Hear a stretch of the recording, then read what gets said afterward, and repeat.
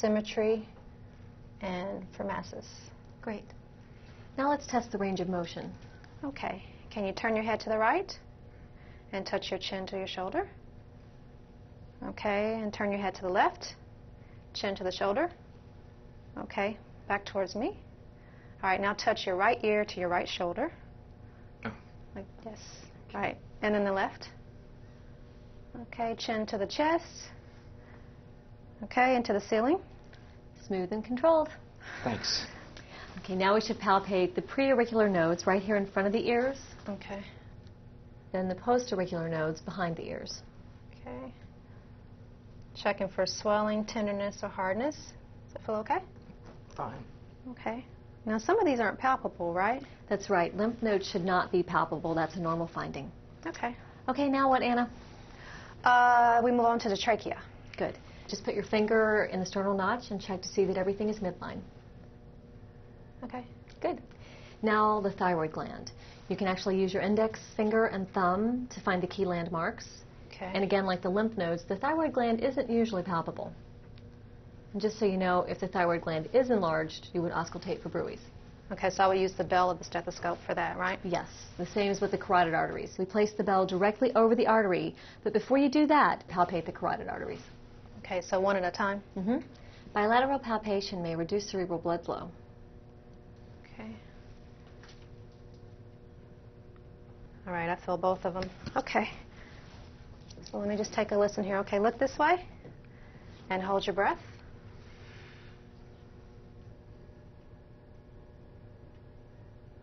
Let it out. Let me check the other side. Hold your breath. No blowing or swishing sounds? Nope. Okay.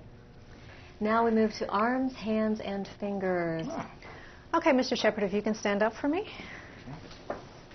And then I'll just inspect the upper extremities for overall skin coloration.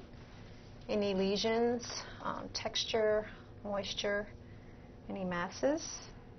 Okay. Everything looks symmetrical. No swelling or lesions. Okay, now what?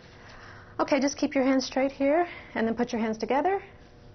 Right, and then straight over your head with your elbows straight. Elbows straight. Yes. Okay. Okay, now flex your elbows and put your hands behind your head. Good. Now can you bring your right elbow to your forehead? Okay, and then the left? Okay, good. Now just straighten out your arms. Okay. Turn your palms up. Up. Okay, down. Okay, good. You can sit down. Okay. Now to palpate the brachial pulse. Okay, let me have your arm here.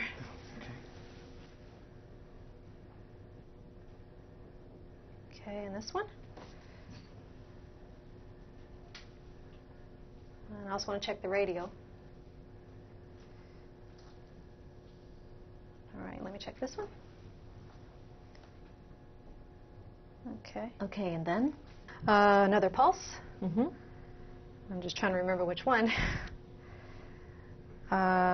Which one is it? Ulnar. Ulnar, right. It's on the tip of my tongue. Okay. Just feel a little bit more faint. That's normal, right? Okay, that's good. Okay, now for range of motion of the wrist. Okay, can you just hold your hands out? All right, and bend your hands up and then down.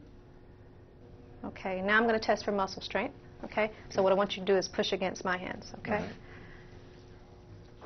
Okay, I would rate him as a 4 or 5 with strength. Okay, now you want to inspect the palms of the hands and palpate for temperature. Okay, so just turn your palms over. Okay. Okay, looks good. All right, just turn them over. Okay, nail beds are nice and pink. Okay, capillary refill is prompt, and there's no cyanosis. Now why don't you look at the range of motion of the fingers? Okay, so just bring your fingers straight out. Okay, make a fist. All right, put your fingers back out again, and then make your fingers go down. Down? Okay. And then up. Up.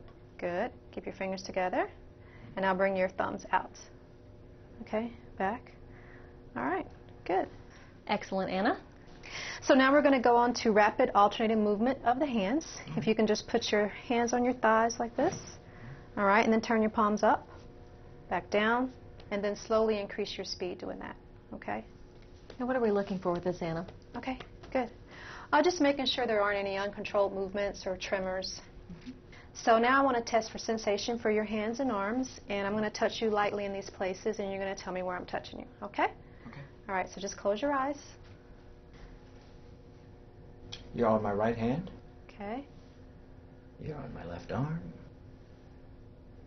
You're on my left hand. Right arm. Okay, good.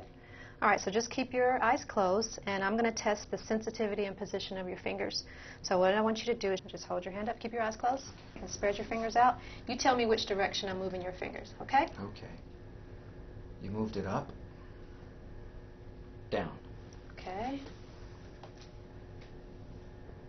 Up. Up. Okay, good. All right, so just relax your arms by your side here. You can open your eyes. Okay, I'm going to go to the back and untie your gown now. Sure. This shows us the posterior thorax. What's the first thing we do? Well, I want to check the shape and configuration of the posterior thorax and the scapulae, and I don't see any spinal abnormalities. Mr. Shepard, have you experienced any difficulty breathing, shortness of breath, or coughing? No problems like that. Okay. Anna, note his posture when breathing. Okay. Then you want to palpate for tenderness, masses, lesions, and sensation.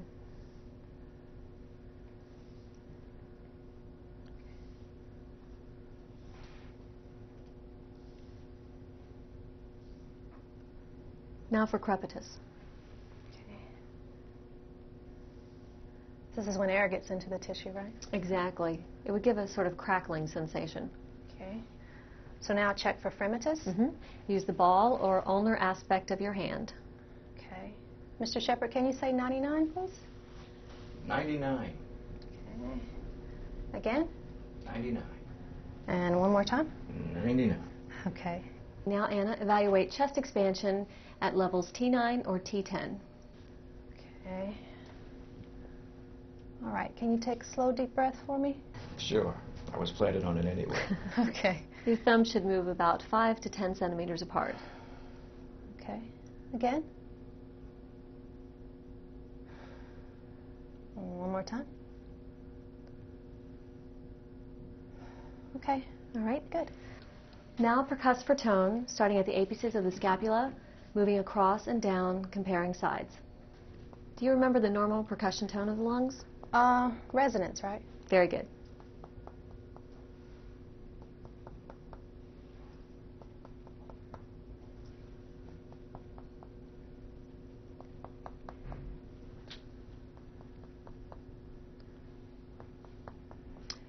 Okay, Anna. Now why don't you auscultate for breath sounds and for adventitious sounds? You mean like wheezes, sonorous or sibilant, crackles, pleural friction rub, like that? Exactly. Be sure to use a zigzag pattern. Okay. All right, Mr. Shepard, if you can take some slow, deep breaths with your mouth open.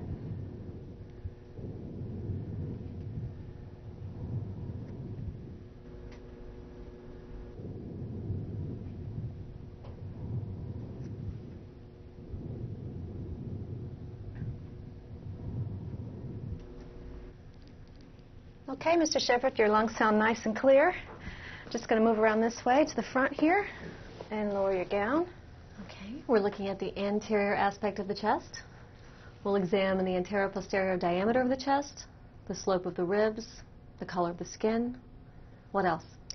Well, I don't see any evidence of a barrel chest or any chest abnormalities. I also want to check the intercostal spaces. And what are we looking for? Bulges, retractions, use of accessory muscles. Now, Mr. Shepard, just breathe normally for a moment. And Anna, you want to note the quality and pattern of respirations. And what do I mean by that? Rate, depth, and rhythm. Exactly. Okay. So now I just want to check the chest for tenderness and sensation. Of course, at the same time, you'll be assessing for lesions, masses, and fremitus. Okay. All right. So let me check for fremitus. Just say 99. 99. Okay. Good. Okay. Now you want to percuss for tone at the